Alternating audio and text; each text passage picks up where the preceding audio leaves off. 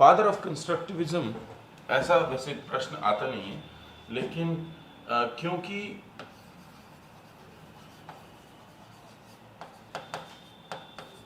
Constructivism का concept ये है कि आपके एक सराउंडिंग है,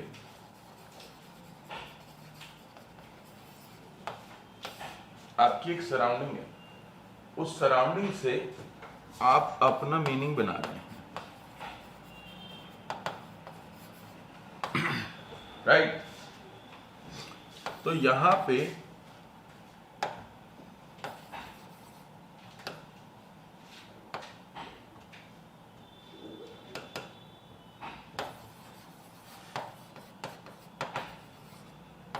एक ऑब्जेक्टिव रियलिटी की हम बात कर रहे हैं। किसकी बात कर रहे हैं? ऑब्जेक्टिव रियलिटी की। अगर ये मीनिंग बना रहे हैं अकॉर्डिंग टू पियाजे, मतलब हर एक बच्चा अपना मीनिंग बनाता नहीं है, बल्कि हर एक बच्चा वही मीनिंग बनाता है, चाहे वो कंजर्वेटिज्म हो, ईगोसेंट्रिज्म हो, या फिर उसकी चाइल्ड प्ले स्टेज हो, उसको बिल्कुल एक ऑब्जेक्टिव लेवल पे बनाया गया है। दैट्स व्हाई ये कहा जाता है कॉग्निटिव डेवलपमेंट ऑफ चिल्ड्रन। अगर मीनिंग सब्जेक्टिव होगा तो ये कहा जाता है सोशल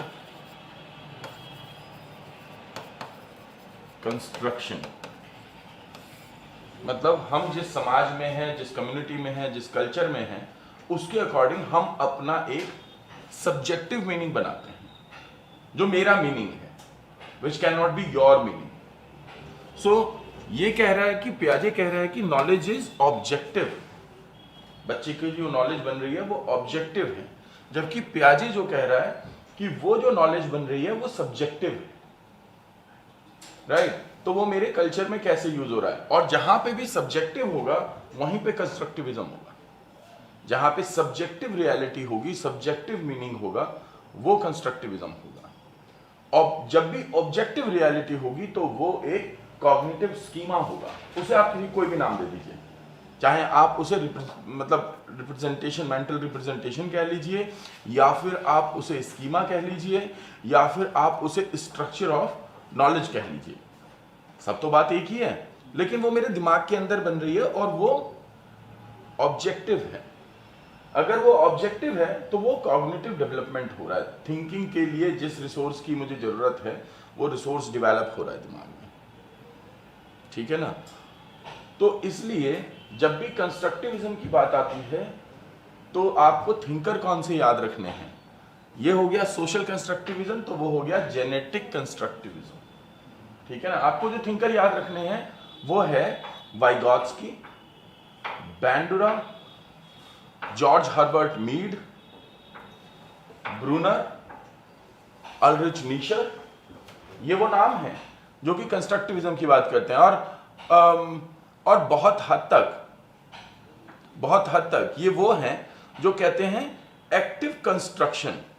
क्या कहते हैं? Active construction. ये एक्टिव कंस्ट्रक्शन का जो कॉन्सेप्ट आता है ये फ्रेडरिक बार्टलेट से आता है, स्कीमा वाला। बट उन्होंने एक्टिव जो हमारी रिप्रेजेंटेटिव मेमोरी है उसकी बात की थी। तो कहीं ना कहीं जो फ्रेडरिक बार्टलेट सरीखे जो थिंकर हैं उनको यहां पे नहीं रखा जा सकता। Why? Because they are talking about memory.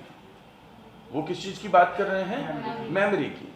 और वाइगॉत्स्की किसकी बात कर रहा है? अप्रोच की, उपागम की, ठीक है ना? तो इसलिए उसका ज्यादा योगदान किस चीज पे है, ज्यादा थॉट किस तरफ है वाइगॉत्स्की का, कि सोसाइटी में हम किसी भी घटना में हैं, किसी भी चीज में हैं, तो वो जो इंटरेक्शन है हम उसमें सीखते हैं। और फ्रेडरिक बार्टलेट या एबिंगहॉस, एटकिंसन, सिफ्रिन, पीटरसन, मिलर, ये वो थिंकर हैं, या लॉफ्टस, ये वो थिंकर हैं जो कि मेमोरी की बात करते हैं। और ये मेमोरी की बात किस रूप में करते हैं? मेमोरी में कोई कहता है कि मेमोरी जो है वो एक स्टेबल मेमोरी है, स्थिर है, पैसिव है, और कोई दूसरा कहता है कि ये एक एक्टिव कंस्ट्रक्शन। बट एक्चुअली ये हुए तो रिप्रेजेंटेटिव इमेज ना। तो जो रिप्रेजेंटेटिव इमेज होते हैं, मेंटल रिप्रेजेंटेशन, वो कॉग्निशन से डायरेक्टली कनेक्ट करते हैं कंस्ट्रक्शन से, राइट? तो कंस्ट्रक्शन कहाँ पे होगा, देखना कहाँ पे है हमें, जो आपको एक समझ बनानी है, क्योंकि ऑप्शन बहुत जरूरी नहीं कि वही आएंगे जो कि मैं बोल रहा हूँ, तो ऑप्शन डिफर हो सकते हैं।